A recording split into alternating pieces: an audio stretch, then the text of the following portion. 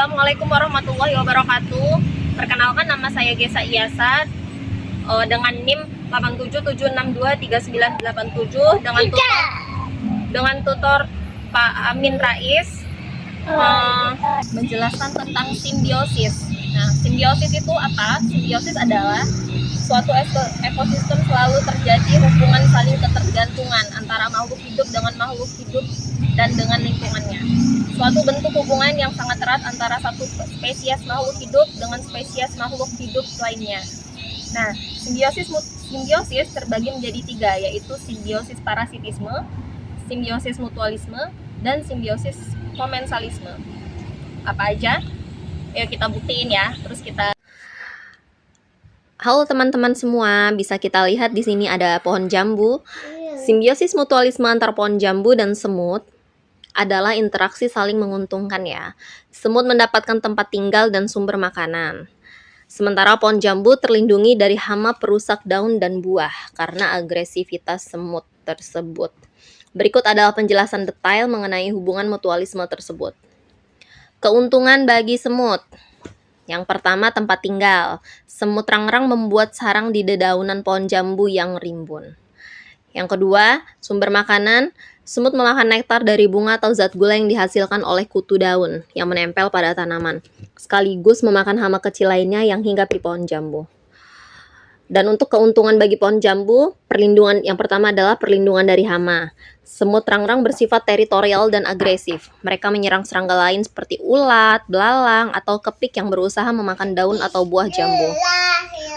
Peringkat kualitas buah.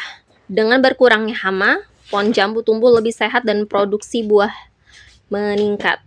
Interaksi ini sering disebut sebagai bentuk protokoperasi, di mana kedua pihak diuntungkan. Namun sebenarnya mereka tetap bisa bertahan hidup tanpa satu sama lain. Bismillah, saya akan menjelaskan tentang simbiosis parasitisme, yaitu tanaman yang satu diuntungkan dan yang satu dirugikan. Ini adalah tanaman jambu dan si kutu putih. Tanaman jambu dan kutu putih adalah contoh klasik dari simbiosis parasitisme. Dalam interaksi ini, kutu putih mendapatkan keuntungan, makanan, dan tempat tinggal. Sementara tanaman jambu dirugikan. Karena apa? Karena kehilangan nutrisi dan mengalami kerusakan fisik. Berikut saya berikan rincian interaksi parasitisme antara jambu dan si kutu putih. Yang pertama, bagaimana kutu putih merugikan jambu? Karena yang pertama, menghisap cairan tanaman. Si kutu putih menghisap getah dari daun muda, bunga, ranting, hingga buah jambu, yang menyebabkan tanaman kehilangan nutrisi penting. Dan yang kedua, kerusakan fisik.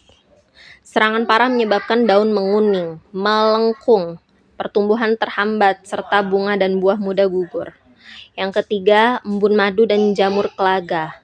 Kutu putih mengeluarkan cairan manis, embun madu, yang menempel di permukaan daun dan buah. Cairan ini mengundang jamur jelaga berwarna hitam yang menutupi daun sehingga mengganggu proses fotosintesis. Dan yang terakhir adalah menurunkan nilai jual. Jika buah jambu yang terserang akan cacat, kotor, dan tidak layak jual. Lalu si kutu putih diuntungkan. Kenapa? Karena yang pertama adalah sumber makanan, mendapatkan nutrisi langsung dari getah tanaman. Dan yang kedua, perlindungan. Tubuhnya tertutup lapisan lilin putih seperti kapas yang melindunginya dari predator dan pestisida.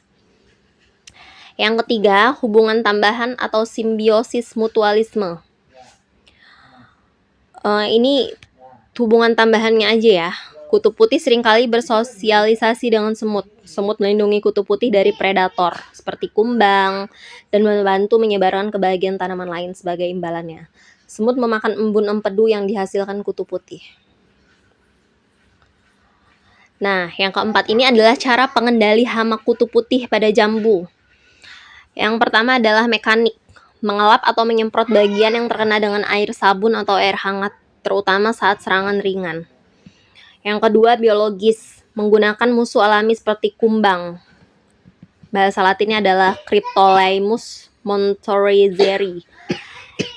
Yang terakhir adalah pestisida organik, menggunakan bahan seperti minyak mimba. atau jamur. Jamur Beauveria bassiana. Ini catatannya ya. Ini adalah hubungan antara tanaman pandan dan bunga telang yang ditanam bersamaan dapat digolongkan ke dalam bentuk simbiosis komensalisme. Lebih tepatnya sebagai interaksi yang saling menguntungkan tanpa merugikan satu sama lain.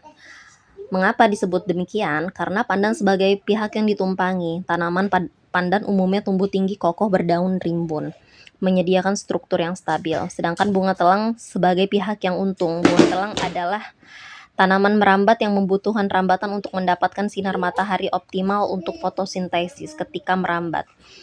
Bunga telang mendapat tempat tumbuh tanpa harus mengganggu akar atau mengambil nutrisi utama pandan. Tidak merugikan pandan, bunga telang tidak bersifat parasit, ia tidak menghisap nutrisi dari batang pandan. Dan secara ringkas, bunga telang memanfaatkan pandan untuk tumbuh lebih tinggi, mendapatkan cahaya, sementara pandan tidak merasa terganggu atau dirugikan.